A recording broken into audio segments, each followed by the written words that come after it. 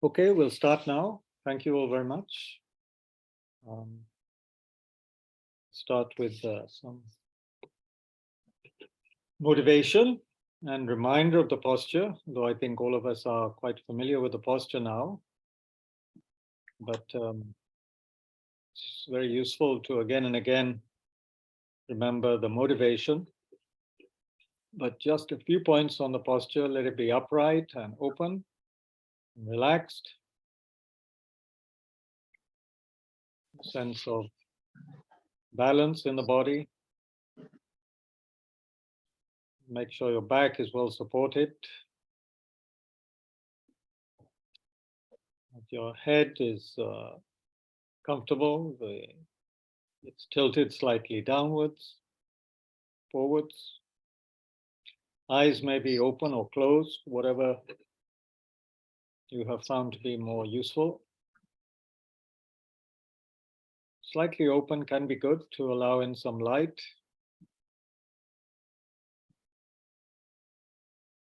Make sure the shoulders are level.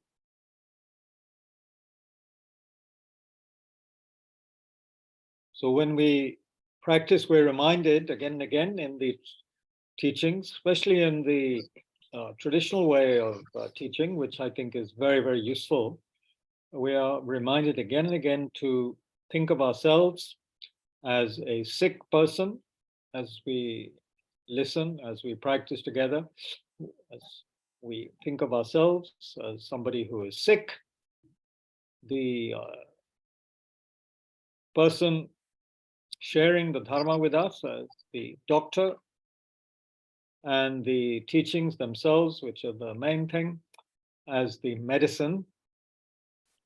And then we make an aspiration to actually take the medicine, put the teachings into practice.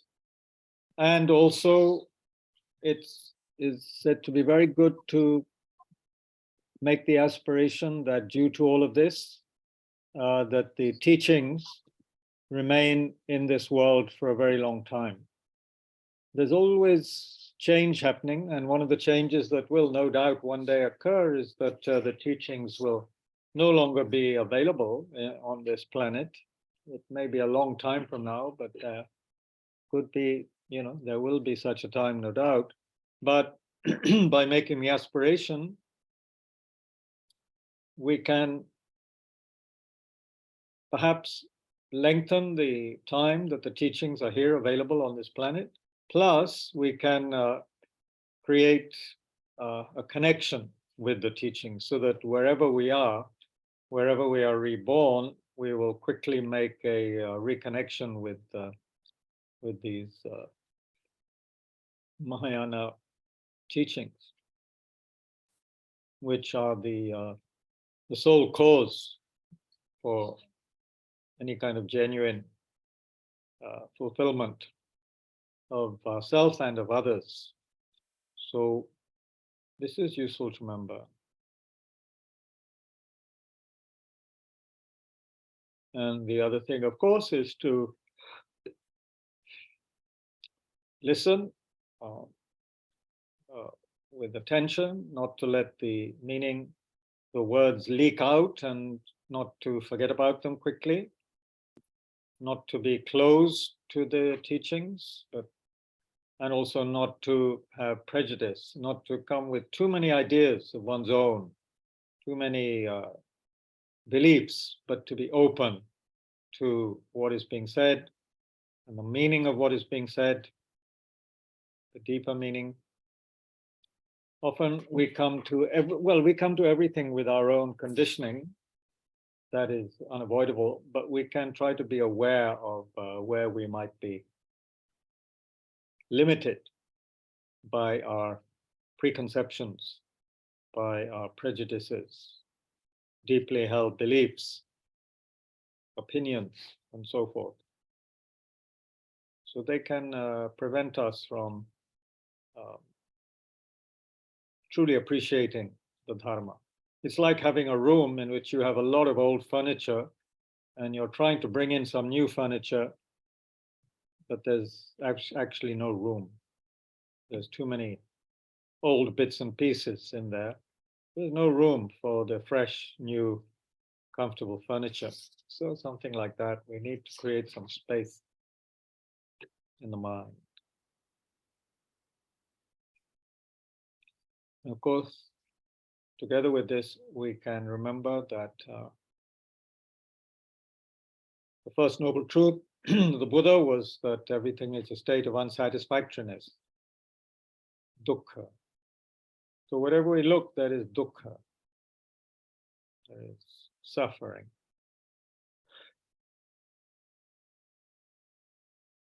One level or another of suffering. And the happiness we have doesn't last. And right now we are like magnets for unsatisfactory experience on a physical level and on a mental level. However good, however well we may be feeling right now, mentally and physically, that can change in an instant because our body and mind are at the moment the way they are, tainted. They have contaminated cause, which is klesh or karam, delusion and karma.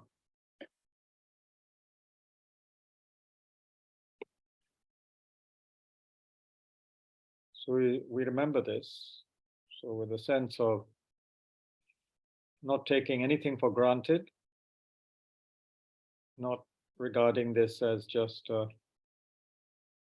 curiosity, not attending this out of just curiosity, but with a deep sense of how there is a very, very dangerous situation that we're in and we don't recognize it.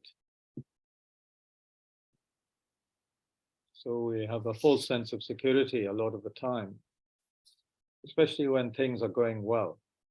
We don't realize that we are still in cyclic existence, the nature of which is unsatisfactoriness.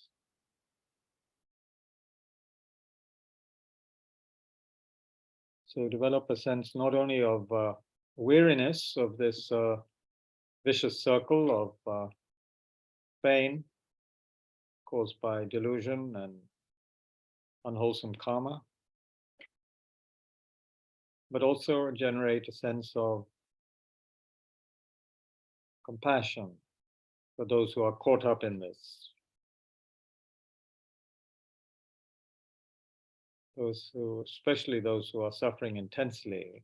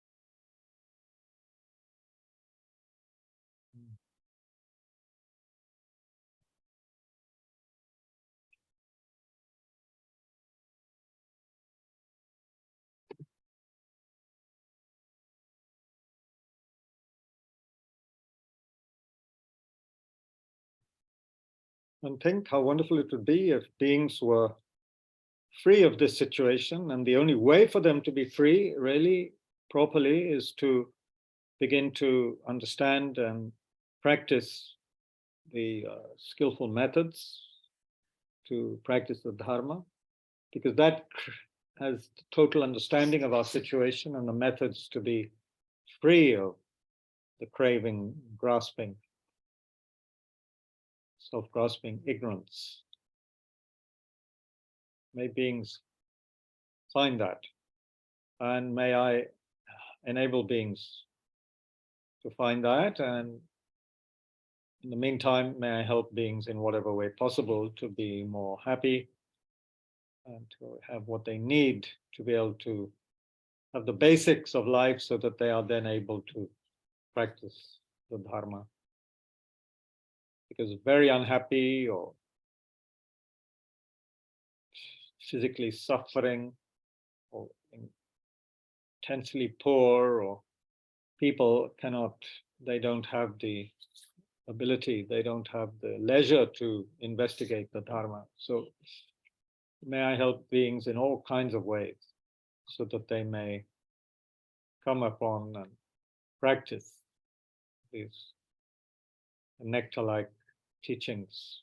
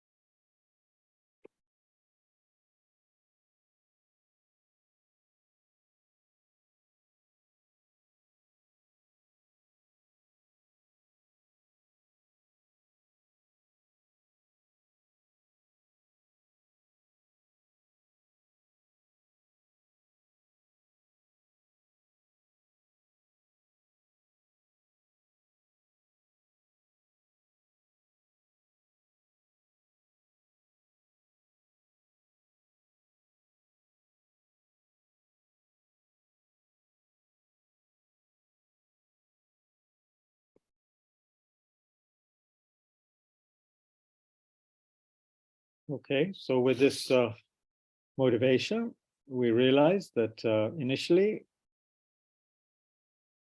we have to create some kind of base, some kind of stability in this wild and monkey-like mind. So we practice the breath awareness for 10 minutes, paying an attentive but relaxed attention to the breath, the sensation of breath at the nostrils or at the abdomen, an awareness, brightening our awareness of that, and noticing when the mind gets carried away by the thinking process, and then gently recognizing, letting it go and coming back to the breath. However long, however many times we need to do that, that's okay. We come back to the breath. And because we are attempting to create a sense of spaciousness and ease, we use the out breath, the natural way to let go and relax. So each time we breathe out, there's a sense of letting go and relaxing, sense of dissolving.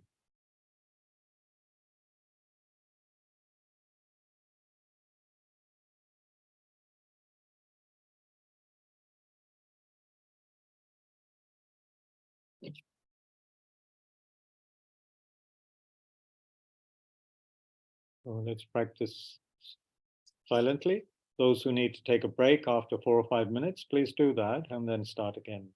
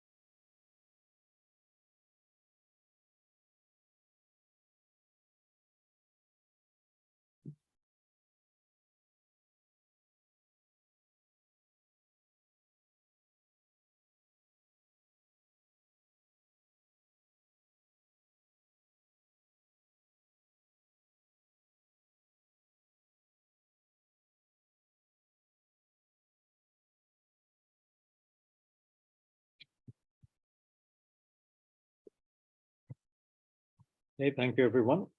And welcome to people who have joined since we started the meditation. We are on verse 55 of chapter 7 of Shantideva's great text, Guide to the Bodhisattva's Way of Life, in which he is encouraging us to, with a steady mind, overcome all our faults and to, with great enthusiasm, progress on the path. Otherwise, all our promises to help others will be like a joke. So he is asking us in the verses we just looked at to develop a very healthy kind of pride, a healthy self-confidence, which thinks, I will conquer the disturbing emotions. I will overcome them. Nothing shall overcome me. I am a child of the Buddha. I'm a, someone endeavoring on the Bodhisattva path. I'm not going to let, these disturbances derail me. I'm going to carry on as much as I can. I shall remain self-confident in this way. He says in verse 55 of this chapter. Yeah. So I'll be looking as usual at two different translations. The one by the Padmakara translation group, which is excellent, and also the old translation that's been around a long time, the Stephen Batchelor translation, published by the Library of Tibetan Works and Archives in Dharamsala. And I'll be looking also at the commentary by Pema Chodron. She has some very useful things to say, which are, you could say, up to date, sort of modern, for us modern people. So in Shantideva's making a distinction between ordinary pride and this bodhisattva pride, which is more connected with self-confidence. Ordinary pride or arrogance has many negative qualities. Of course, what it does is it feels very, it looks down on people whom, it feels are lower than us, and it is very, competitive and arrogant with people we think are the same level of us, or better than us. Even people better than us, we're constantly competing with them and are, of course, also upset by the fact that some people may be better than us. But it's a very disturbed, inflated state of mind when it's really very powerful in its most extreme state. Then, of course, we think that we know everything, we are better than others at this, that, and the other. Nobody can compete with us, and so forth. It's a mind that, of course, then prevents us from learning anything new. It is a mind that also isolates us, doesn't it? Because who wants to be associated with people who are like that, who think like that, who behave in a way that is so off-putting and so lacking in grace and humility and so forth? Who wants to, be involved with such people? So this is the kind of pride or self-importance, as it's called, in the Batchelor translation. In the other translation, he calls it this arrogance. So it's meaning the same thing. Yeah, arrogance, where we really are out of touch with the reality, actually, when we have that state of mind. Yeah. So what does it do? This arrogance, this self-importance. Whoever has self-importance is destroyed by it, is disturbed, and has no genuine self-confidence. For those with self-confidence, the healthy kind, do not succumb to the power of the enemy delusions. Whereas the former, the self-importance, is always under the sway of the enemy of self-importance. Okay, so one is just reiterating that one is a very positive state of mind, self-confidence, I am going to destroy the delusions, I am going to carry on and benefit sentient beings, whatever happens, that kind of healthy self-confidence. And by the way, once, probably several times, His Holiness the Dalai Lama has mentioned that the Bodhisattva aspirant has to have a tremendous amount of self-confidence, which sometimes to the eye of the observer may appear to be bordering on a kind of arrogance. But think about it. If we take seriously the Bodhisattva attitude, the Bodhisattva vow, to benefit beings, to help them get enlightened, and to embrace all living beings, not to leave out even one, not to feel antagonistic towards anybody, but to work for everyone's benefit. And to do that until everybody is enlightened. This is an outrageous attitude, actually, you could say. From a worldly point of view, it's totally outrageous. It's totally crazy. So one needs, obviously, a very powerful state of mind to sustain that kind of aspiration. It can't be, stopping and then going and stopping, again. It has to be a steadfast stream of, self-confidence and powerful aspiration, tremendous belief in the power of one's basic goodness, and to not be derailed by the mistakes that we do sometimes make, not to be derailed by feelings that, I'm not good enough and so on and so forth, but to, to carry on. This is very important. So what if we do have the negative self-importance, then what happens?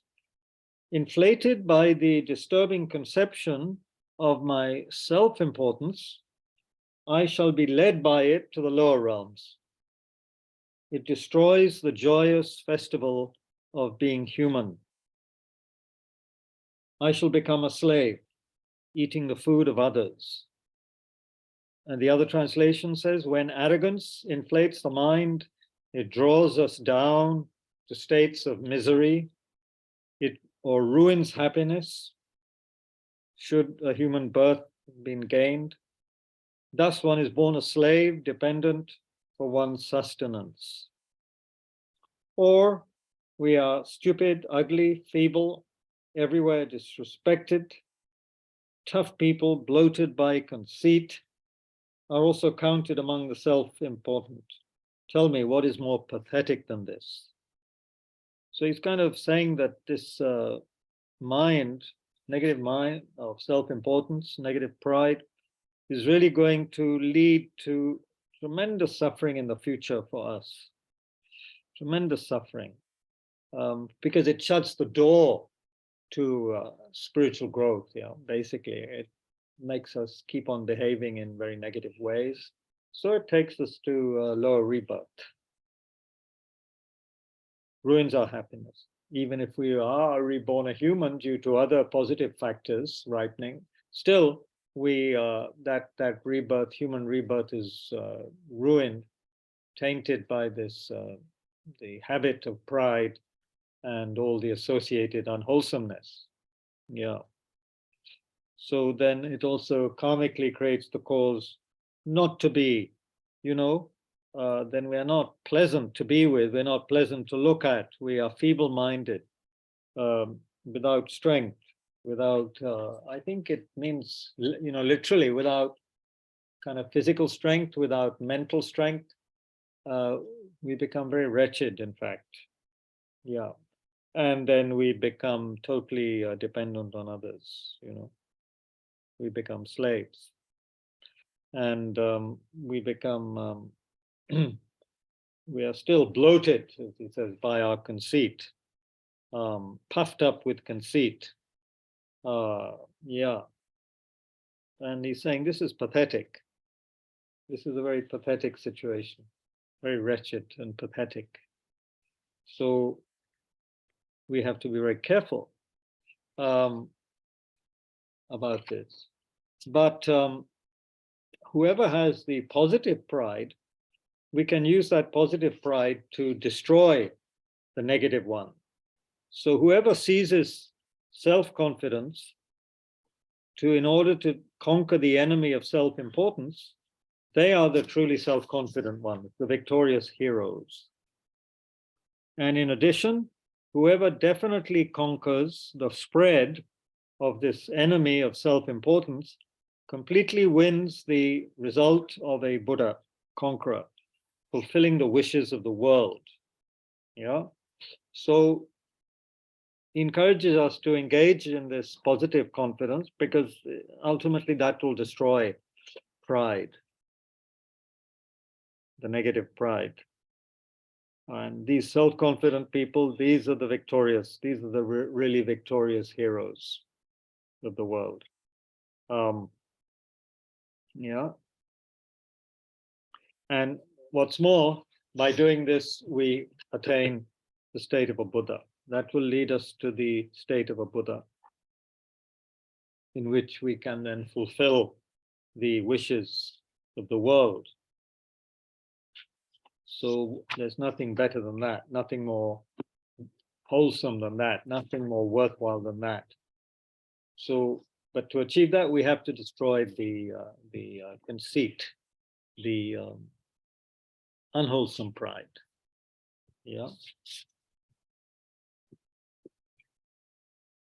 Just to quote Pema Chodron on this, she says that the main thing about being proud and arrogant is that people don't like us. They aren't attractive qualities. They don't make for a happy life. They certainly won't get us the job, because no one will hire us. We might end up bereft, a slave, dependent for one's food. Proud confidence, on the other hand, is uplifting. It comes from the understanding that all of us are Buddhas in disguise. So again, this reference to Buddha nature. We mentioned, yeah, that one of the advantages of beginning to understand Buddha nature, is to realize that everyone has this Buddha nature. And so nobody in one sense is greater than another. We're all equal. So then there's no question of arrogance arising. You know, that everyone's Buddha nature is the same, has the same potential. So no question of anyone being inherently, intrinsically better than others. Yeah. So that's something very important. Whereas if we don't pay attention to the basic goodness of everybody, then it's not difficult to start thinking, oh, I am actually better than others, more virtuous, more, whatever than others. So Shantideva is basically saying we can use the wholesome pride to overcome negative pride. Joyful confidence has more power than the disturbing emotion of pride. And dismantling this negative pride brings the greatest possible benefit to oneself and to the world, to sentient beings. So we must strive for this. So then he begins to give a lot of encouragement to actually work with the disturbing emotions. If I find, verse 60, if I find myself amidst a crowd of disturbing emotions, conceptions, I shall endure them in 1,000 ways. Like a lion among foxes, I will not be affected by this disturbing host. A lion is not afraid if it's in the midst of many foxes. It just, has no fear of them at all. It can easily scare them away, kill them or whatever. In the same way, oneself with this positive pride, self-confidence, can endure the disturbing conceptions and not be affected by them. Yeah, can destroy them. Just as people will guard their eyes when great danger and turmoil occur, likewise I shall never be swayed by the disturbances within my mind, even at times of great strife. And then a very powerful verse, very, very, of course, when we are,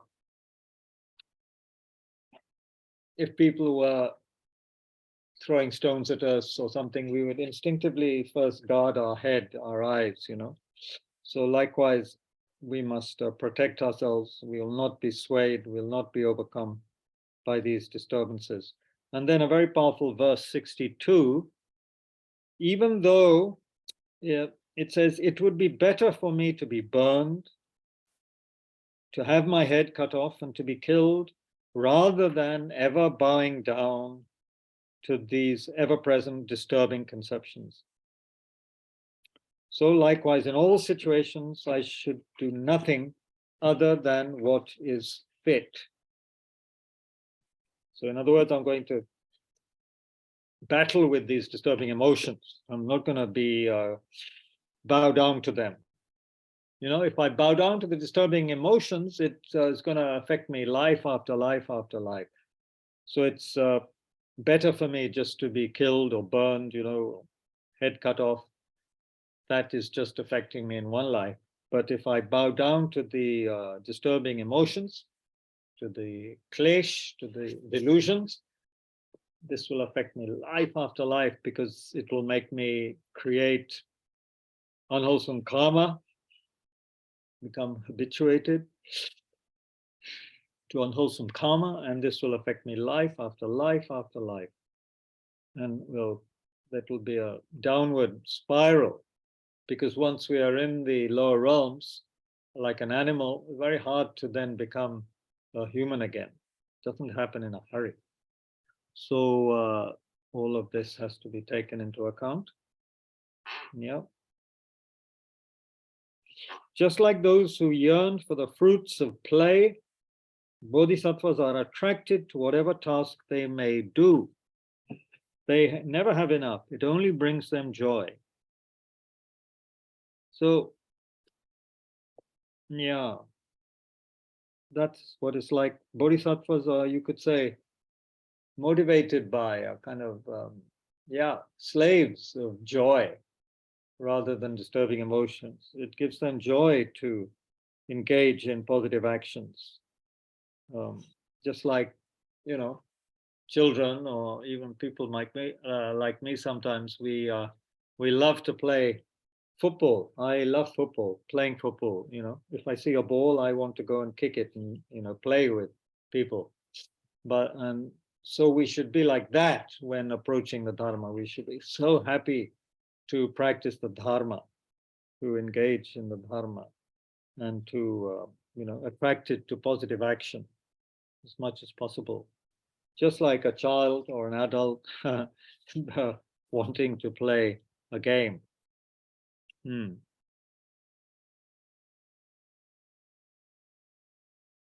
So in these verses, we're being encouraged that this is possible for us. We can be like a lion amongst the foxes. We can destroy these disturbing emotions.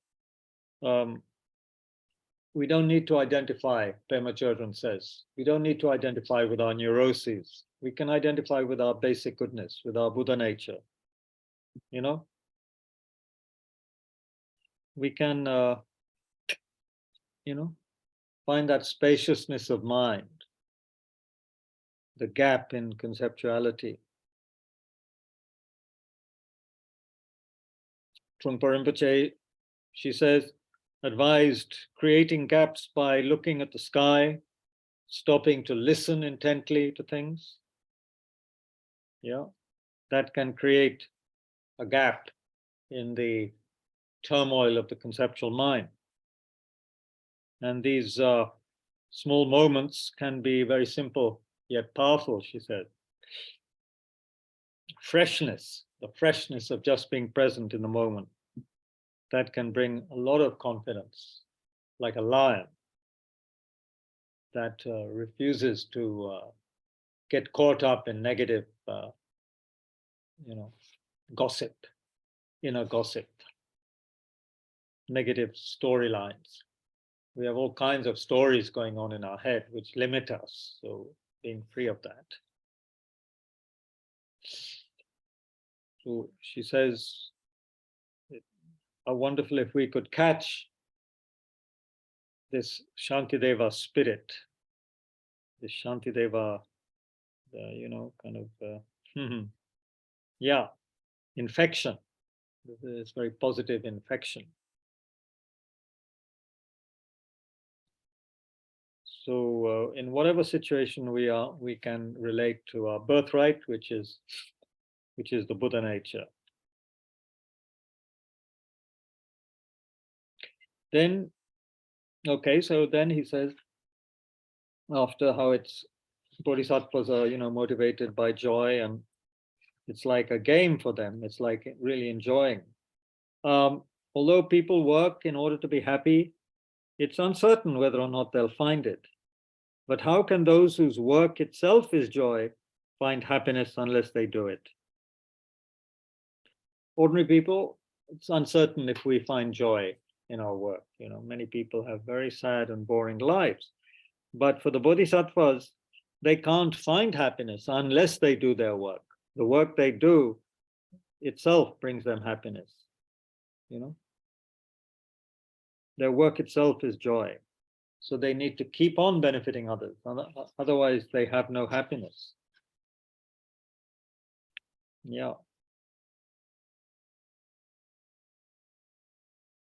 If I feel that I never have enough sensual objects, which are like honey smeared upon a razor's edge, then why should I ever feel that I have enough merit, which ripens in happiness and peace?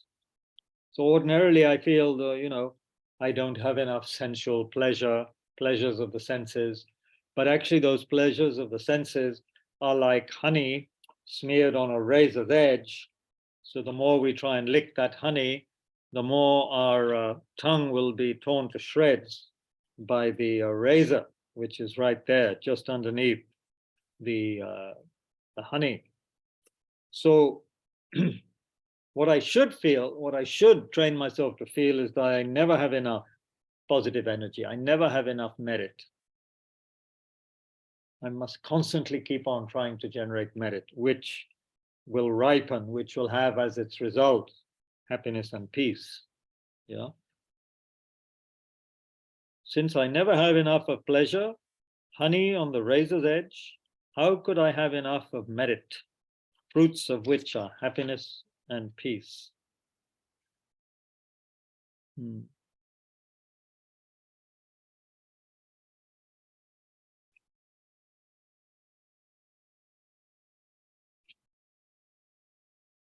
So a couple of things that Pema Chodron mentions, which are rather nice, describing, so commenting on these verses, number 60 to 64, especially. Dzongsa Rinpoche, she quotes as saying that when we do something we don't enjoy, then we're like dragging our feet. But doing something we love, let's go swimming or let's eat popcorn and watch videos, then we have a lot of energy for that. We feel very happy and light. So could we bring this same kind of enthusiasm to the task of freeing ourselves from pain and from engaging in positive actions? So if we had that kind of enthusiasm, life would become a constant source of happiness. So the greater the challenge, the better is the Bodhisattva's motto. And then Pema Chodron gives the example of her teacher's mother-in-law, Trungpa Rinpoche. He created a lot of scandal initially by marrying a very young person, kind of out of the blue. And so he wasn't on good terms with his mother-in-law in the beginning. She had been raised, his mother-in-law had been raised in apartheid South Africa. And as far as she was concerned, her daughter had married the equivalent of a black man, although of course Rinpoche was a Tibetan, but for her, it was like, he might as well have been a black man. Rinpoche was absolutely delighted, apparently, with the challenge of, winning her over, of, changing her mind. And he he was absolutely delighted. When she was at her most antagonistic and aggressive, he asked his wife to invite the mother-in-law over for a dinner, a holiday dinner. She refused to come unless he invited her personally. So he went to her house. So Trungpa Rinpoche went to his mother-in-law's house. And when she opened the door, he got on his knees and pleaded with her to join them. And like this, he did this again and again, year after year. He did that kind of thing with her. And eventually she grew to love him without reservation. So that's the trick, ladies and gentlemen. If we want to win over people, we have to get on our knees and, be a little bit of an actor, but yeah, plead with them.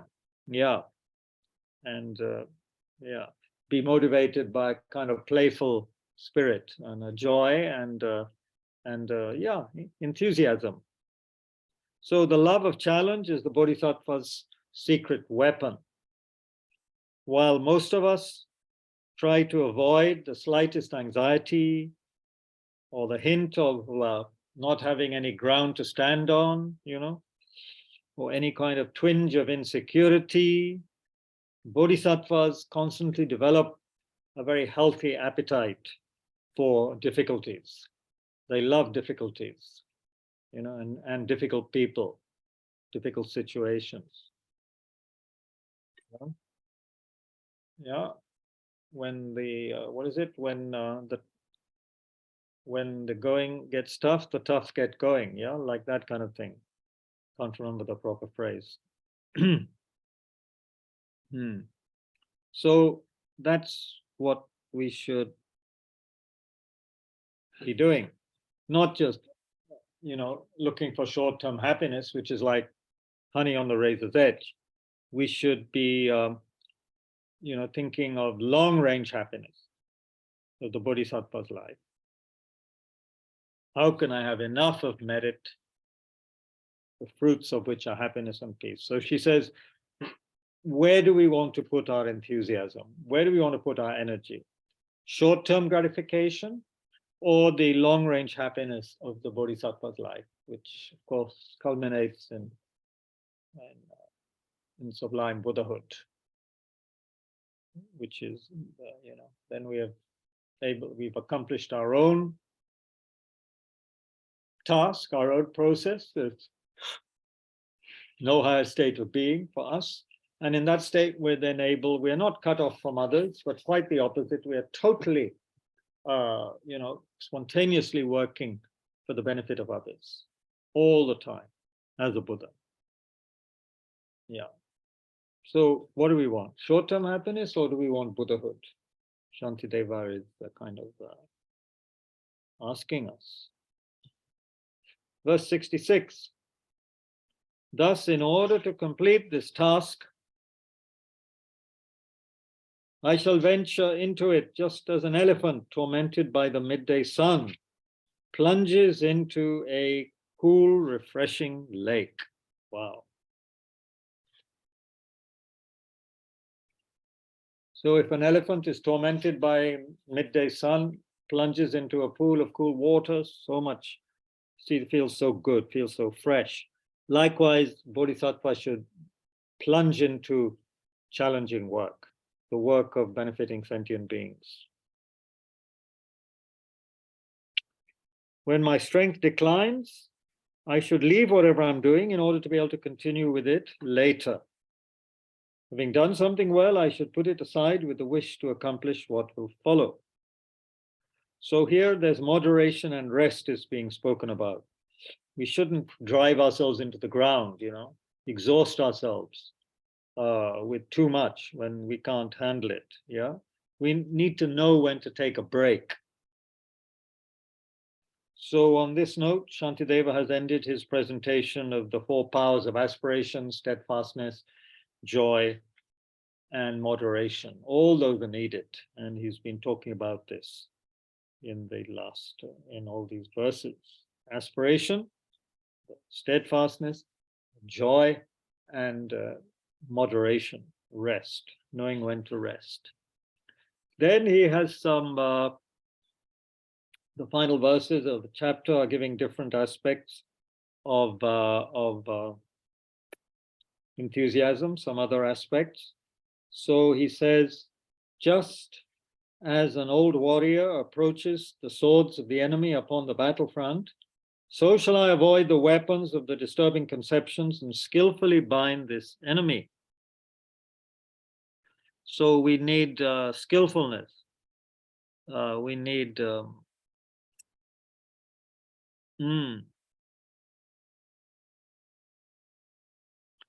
yes. So we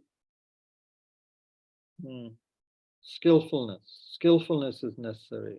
A mature warrior can be skillful without being uptight, without being tense and uptight. And if you want to see the epitome of this in the arts, one of the things you might find a lot of enjoyment in is the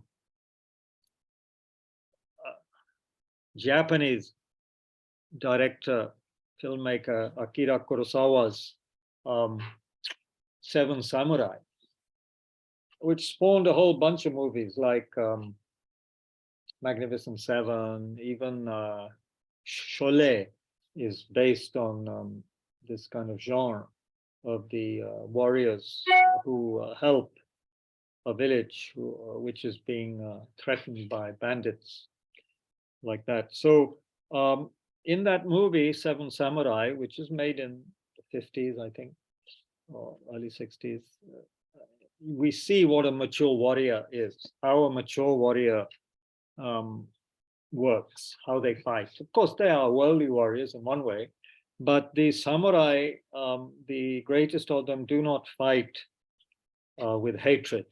They fight in a very seasoned way, and they can very skillfully do what needs to be done without, without too much mess, without a fuss. They just do what needs to be done. So anyway, we can skillfully free ourselves from suffering in this so-called war against the disturbing emotions. Heavy-handedness is just another ego trip. So instead of struggling, Shantideva suggests bringing some lightness, some nimbleness into the equation, just like an elephant, like children at play, we should be like that. There should be a breeze of delight in what we are doing. Bring enthusiasm to this. So we can't do this at the beginning. Seasoned warriors, old warriors can do it, but that's no reason to get discouraged. We can eventually do that. On the Bodhisattva path, even after a direct experience of emptiness, it may take a long time to become really skilled in helping others. However, if we keep our sense of humor and playfully catch ourselves whenever we're getting too uptight, then our lightness and confidence and our skill can grow. If someone dropped a sword during a battle, they would immediately pick it up out of fear. Likewise, if I lose the weapon of mindfulness, I should quickly retrieve it, being afraid of hell. So we need to be urgent, if we, just like a warrior, if they drop their sword in a battle, they quickly pick it up again. So our mindfulness we should maintain. If we lose our mindfulness, that's dangerous, as we have seen in previous chapters. We are within the jaws of the disturbing emotions, and if we lose our mindfulness, if we don't guard our mind, then we are in trouble. So we have to keep the mind, guarded by mindfulness. So when we get hooked, we gently but firmly, urgently come back to the present moment. So we can't be complacent about losing our mindfulness. If our mind is distracted, the disturbing emotions come in like a band of robbers. Yeah. But so we shouldn't bring our mind back to balance with in a harsh way or in a panicky way. We need to do it in a calm, skillful, and self-compassionate manner. Yeah, not by beating ourselves up. That can make us quite discouraged. Just as poison spreads throughout the body in dependence upon the circulation of the blood, likewise, a disturbing conception finds an opportunity. If a disturbing conception finds an opportunity, unwholesomeness will permeate my mind. So just like poison filling the body, born on the blood, evil, when it finds its chance, will spread and permeate the mind. So we have to be very careful all the time. Yeah.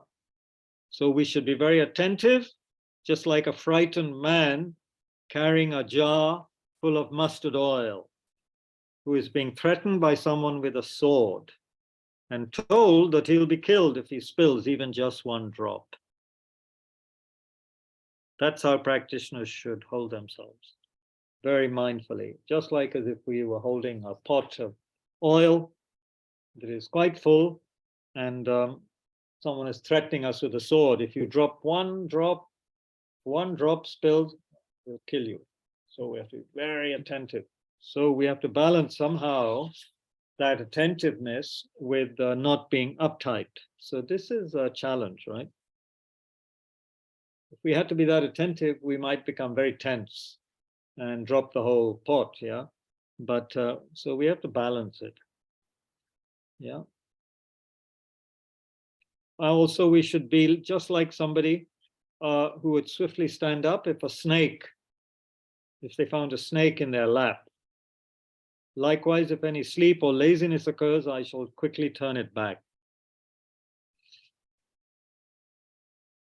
Each time something unwholesome occurs, I should criticize myself and then contemplate for a long time. I shall never let this happen again. So here we have the power of self, criticism, but we just have to have more self-reflection. We don't need to beat ourselves up.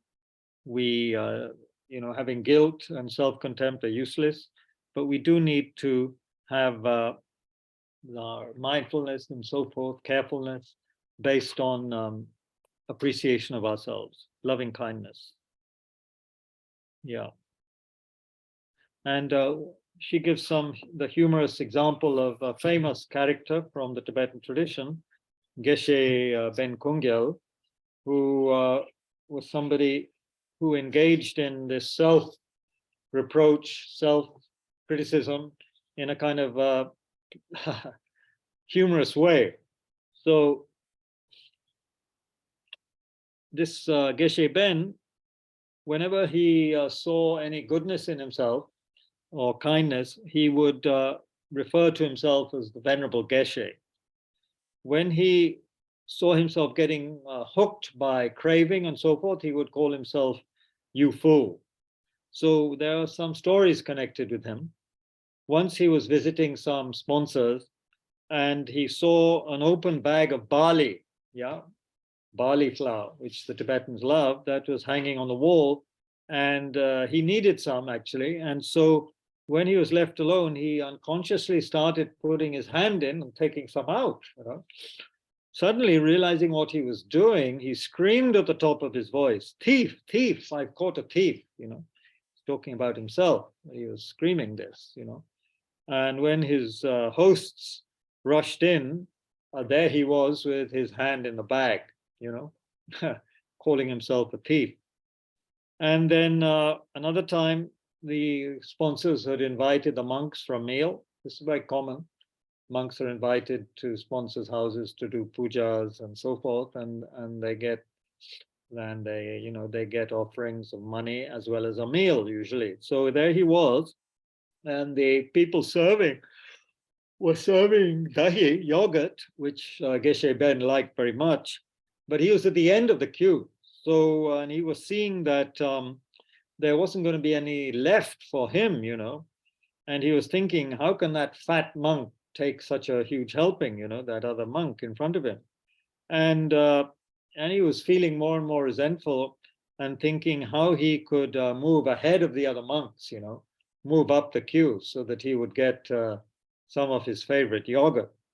And then he realized with regret what he was doing, and he patiently waited his turn. And when they got to him with the yogurt, he put his hand over his bowl and said, "No yogurt for this greedy fellow.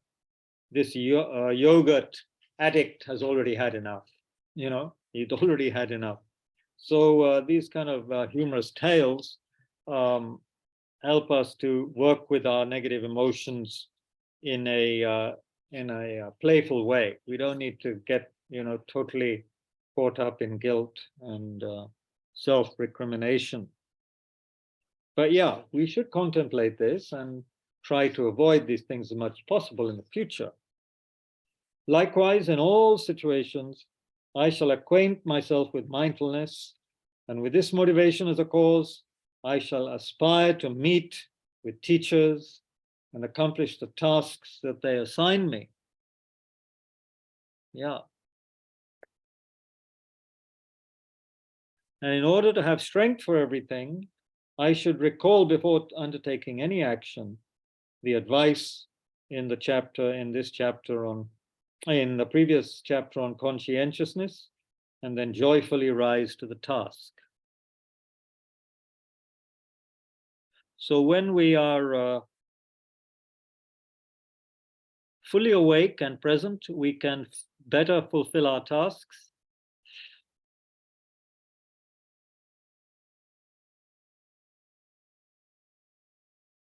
And we'll be able to hear what our teachers have to say and put it into effect. Yeah.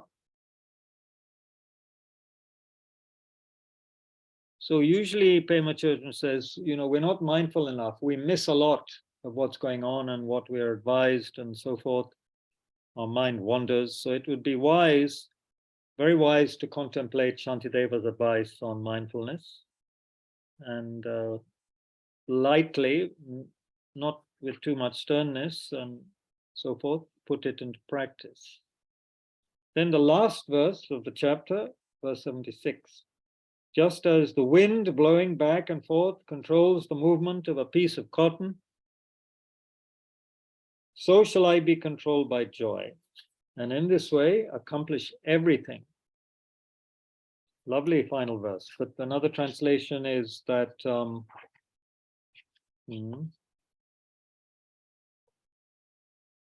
just as flaxen threads waft to and fro, impelled by every breath of wind, so all I do will be achieved, controlled by movements of a joyful heart. Slightly different translation, meaning the same. Pema Chodron's translation even different. The lichen, the lichen, the kind of lichen hanging in the trees wafts to and fro, stirred by every breath of wind. Likewise, all I do will be achieved, enlivened by the movements of a joyful heart. So this is a very beautiful last verse, giving us an idea of what is possible if we develop this wonderful paramita, this wonderful perfection of enthusiasm, effort, joy, joyous effort, exertion, energy, perseverance. All these different words are given.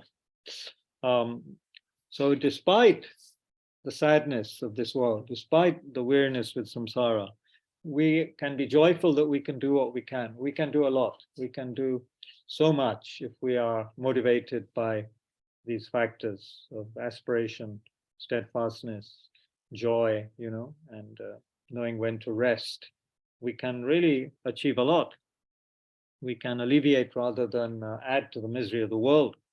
And so then this gives us a lot of, we have then, we can tap our bodhisattva potential, our energy of goodness, our great reservoir of goodness, rather than be upset and downhearted. You see, previously a lot of our energy was taken up in anxiety and just self-cherishing, what's going to happen to me? When will I be happy? Blah, blah, blah. But with the bodhisattva attitude, we are just joyfully carrying on the work for others. So it happens more naturally and spontaneously as we become more and more skillful and caught up in that bodhisattva spirit.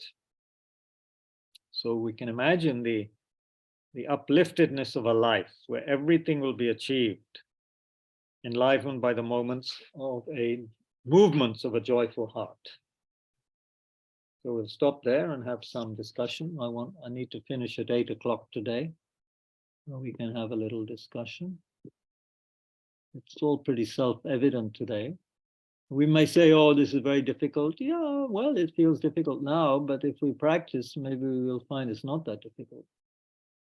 If we actually start doing the work of benefiting others and follow the advice closely, as well as the advice of the chapter on conscientiousness. So that chapter was about, sticking to our practice. The first verse of chapter 4, conscientiousness, was we must never waver, from this awakening mind. We must always exert ourselves, not stray from the practice, not be reckless, and so forth. Put our promises into action that we've made, not veer from that, and so forth. And again and again he says, I should, be aware that if I engage in negative actions, then there'll just be unhappiness. And again, to remember the impermanence. Body is like an object on loan, but for a minute. Verse 16 of chapter 4. If, when I have the chance to live a wholesome life, my actions are not wholesome, then what shall I be able to do when I'm confused by the misery of the lower realms? So all of this was in the chapter on conscientiousness, which Shantideva is saying we should also recall before we engage in actions. Okay, some discussion. We have about 15 minutes.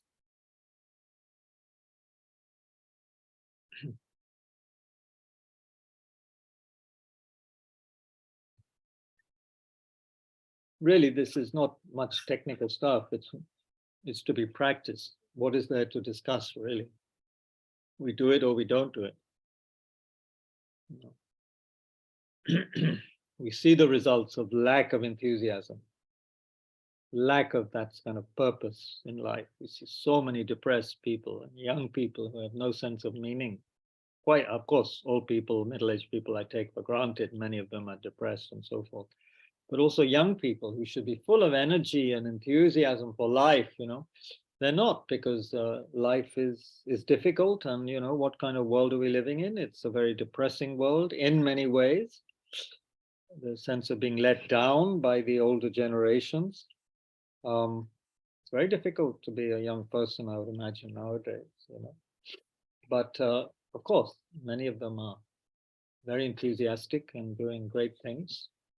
But yeah, we need to help motivate people to engage in this Bodhisattva way of life.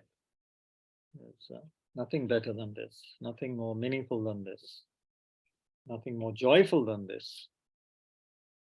It's like we get carried away with the enthusiasm of working for others. We forget we go beyond this limiting conception of who we are. It's very self-absorbed, anxious person living in a cocoon, not reaching out, to other beings.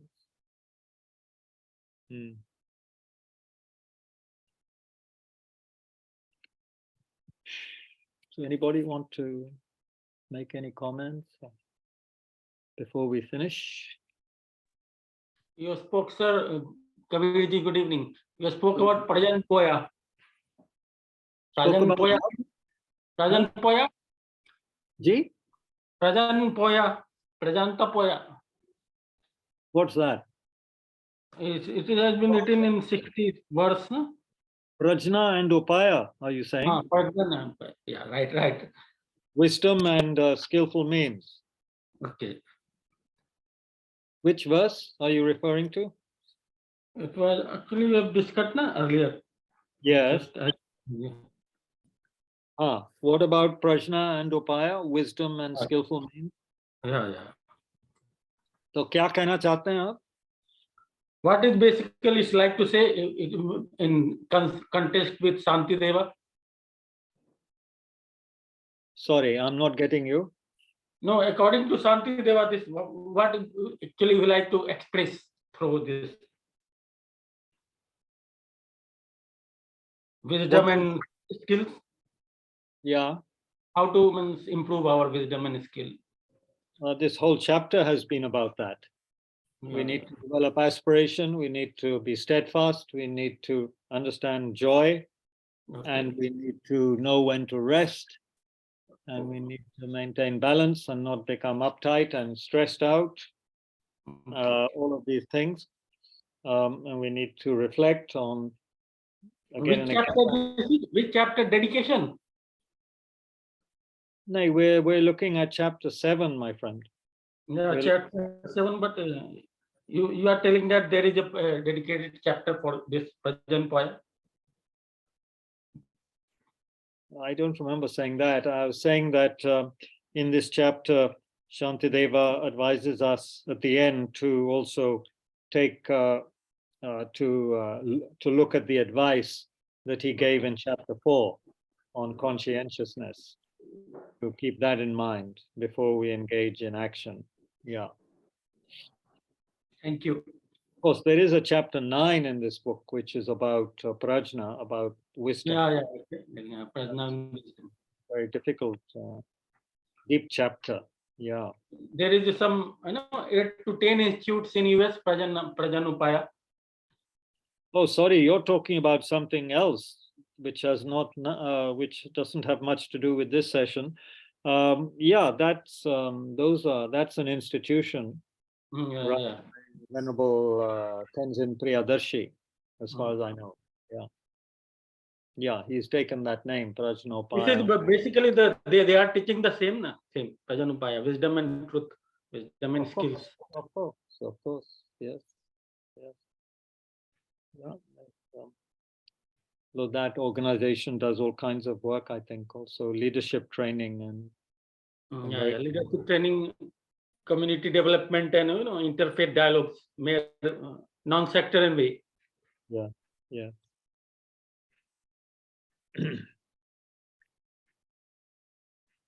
So, anybody else want to mention anything? If not, Kabirji will be hello. Covering. Excuse me. Hello. Yeah. Yeah. Will we be covering chapter 9 this time? Not with me, unless I go into retreat for a year and study my Yamaka notes. It's a very difficult chapter. It needs to be taught by someone who has a lot more knowledge of that topic. I would need to do a lot of revision, which I don't think I will be doing in the near future. But that requires very, to do it properly, it has to be someone who is very, very familiar with those teachings. Yeah. It's very complex. I mean, to teach that chapter properly, one could just go through it and, pretend to know what's happening. But yeah, that's a very deep chapter. Yeah, 2 participants raised hands. Where are we? Okay, Merve, and then Nishi. So Merve from Turkey, and then yes. I frequently do the same thing about one topic which affect my enthusiasm. I have a trouble with this word. And in one of the sessions we discussed, or maybe in the verses, it was saying that don't be friends with the childish ones who are too much engaged with samsara. Yes. Something like, if you're a bodhisattva, don't waste time with these people and just focus on your, how to say, path. And Right. sometimes in my work, I have to deal with some childish people who have a lot of wishes and wants from you. You know, they always want everything. They don't Yeah. accept no, and they make life difficult. And I, with motivation of compassion, of course, and just to stay in the path, sometimes I had to, how to say, set boundaries. But Yes. setting boundaries made me feel the questioning my, how to say, um, like saying that, okay, maybe my compassion is not including them. Maybe they are childish, but maybe they also need help. So it makes me confused and question my intention. Well, I think you have a good intention, and we all know that childish people, if you have to work with them, that's part of your job, part of the challenge for us, which, as Shantideva says, we should really relish these challenges. You see, childish people, so-called, of course, we call them childish because temporarily they are caught up with disturbing, states of mind, right? And their behavior is, not mature, is maybe even harmful, whatever. But our job is to help them. And it sounds like your job you are also paid for in life is to work with some people like that. So you should be happy you have the the chance to work with people who are a little bit difficult and childish. And when Shantideva says don't spend time with the childish, of course he means don't waste your time with them. But you're not wasting your time with them, you're trying to help them. You're not being with them and being affected by them in a negative way. You are motivated to help them. So that's completely different. And how you help them, of course, that is the skillful means you have to use, which you know best, knowing those people, knowing their culture. You have to, work out how to help them. I can't give that advice. But if you have, good motivation, you care for them, and you think of different ways to help them, while being firm as well and not just giving in to their delusions, then that, I'm sure, will work pretty well. One can't be perfect, but I'm sure you are learning more and more every week, every month, how to work with them. But you should not doubt. I mean, so long as you are reflecting on suffering and bodhicitta and all, then you don't need to doubt your intention so much, I think. You should have confidence, that healthy self-confidence, that your aspiration, your motivation is good. And so no need to beat yourself up about that. No need to be confused. What do you think? Yeah. Sometimes our mind plays tricks on us. The ego is not satisfied easily. It's always stirring up, creating some problem. But I think if you have good, clear motivation, then that's great. We don't need to think about it too much. Just be with those people. Have faith in your basic goodness, and radiate that out to others as much as you can. Don't doubt yourself so much. We all doubt ourselves a lot, so then our Buddha nature gets clouded, you know. But we can let our basic goodness and skill, we can let it out and shine, I think, more than we do. So that would be my advice, but I can't give any precise advice because only you can tell what is best to do in your situation. Thank you. Very, very helpful reminders. Thank you. Good. Nishi. Namaste, Kabirji. Okay. Okay. As I'm a learner, just started, I'm a new person. So I just want to know that which book should I start to reading, what can help me. Obviously, the monkey mind, as you're talking about almost time.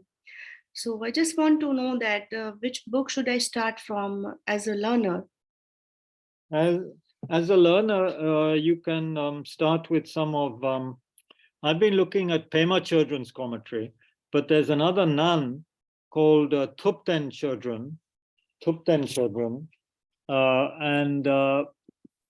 she has. I'll type her name in here. Thupten Children. She has many good books for beginners, like working with the monkey mind. If you Google Thupten Children, you'll see many titles, and so most of those are very good. Many of them are very good for beginners. There's books on that. There's books on meditation. There's a book called Open Heart, Clear Mind. Many of her books like that, I think, are excellent for beginners. And then you can read some of the Dalai Lamaji's books are a little difficult right at the beginning, but Thupten Children is good. Thupten Children is good. So I would love to read it. Obviously, I'll ping you in WhatsApp. I have your number, so if you can share a few. Yeah. Meanwhile, you Google Thupten Children. Yeah, I've put her name there on the chat, and you'll find, if you do that now, you'll find many books. You'll find many books. Let me just do that right now for you, because these are useful for many people. Thupten Children. She teaches in Delhi Center occasionally. Mm-hmm. And if we see her books, yeah. Okay, Buddhism for Beginners is one book she's written. Okay, Buddhism for Beginners. And then Open Heart, Clear Mind. If you just Google her and books, all this will come up. But those two, I think, would be very good. Buddhism for Beginners, Open Heart, Clear Mind. Open Heart, Clear Mind, and? The first one I mentioned, Buddhism for Beginners. Okay, Buddhism clear. Okay. That's good enough to start with. There is another book, Taming the Mind, but there are many books. You have a smartphone now, so I'll you just should. ping you on WhatsApp, and if you can share the. Well, yeah, I can, but you can just check it yourself. These titles, those two books are good to start with. That will give you plenty to look at for the next few months. And again, I said that I'm looking forward to see you in person. Thank you so very much. Yeah, really helped. Thank you so very much. Thank you, Nishi. Thank you. And thank you, everyone. We'll stop now. We'll dedicate. What's today? Monday? Yeah. We'll be meeting tomorrow as well. And then probably on Thursday, although I'll be in Mumbai on Thursday, but with this magic technology, I can join you from my guest house in Mumbai next to the sea. Okay, so let's dedicate that we are able to understand and put into practice what Shantideva is talking about. The aspiration, the steadfast mind, the joy, and the moderation and the skillful means necessary to practice joyous effort so that we can be of much more benefit for ourselves and others. Meanwhile, may we never be separated from the holy Dharma and authentic teachers, great teachers. May they have long and healthy lives, all their holy wishes be fulfilled. And in the meantime, may our lives be very meaningful, not only for ourselves, but for other people. That's important to pray for, aspire that, that we are very, very meaningful for other people. Other people benefit from us, just by being with us, looking at us, hearing about us, may we become very beneficial for others. Yeah. And pray that the Dharma lasts for a very long time, because it's the really only safe and true antidote to all of our suffering.